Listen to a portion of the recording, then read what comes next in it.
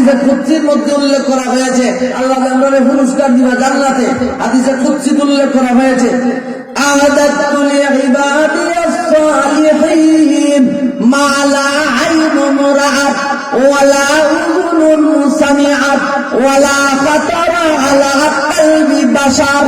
আল্লাহ রাব্বুল আলামিন বলেন আমার বান্দা বান্দির জন্য জান্নাতের ভিতরে এত নাজ নিয়ামত আমি আল্লাহ সৃষ্টি করে রেখে দিয়েছি, এত নিয়ামত তৈরি করে রেখে দিয়েছি মালা আইনুন রাআত, কোন চক্ষু তা জীবনে দেখে নাই, ওয়ালা উযুনুন সামিআত, আর এর আলোচনা কোন কান শুনে নাই, এর আলোচনা কোন কর্ণ শুনে নাই, ওয়ালা খাতারা আলা কলবি বাশার, আর কোন অন্তর এইগুলা কল্পনাও করতে পারে নাই।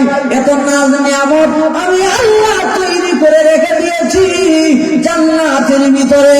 ও বান্দা বান্দিরে তোমরা দুনিয়াতে নেক আমল করে আসো, নেক আমল করে যদি তুমি আমার দরবারে চলে আসো তাহলে আমি আল্লাহ তোমাকে এমন জিনিস দান করব, এত কিছু দান করব তোমার চাইতে দেরি হবে আমি আল্লাহ দিতে একটু দেরি করব না।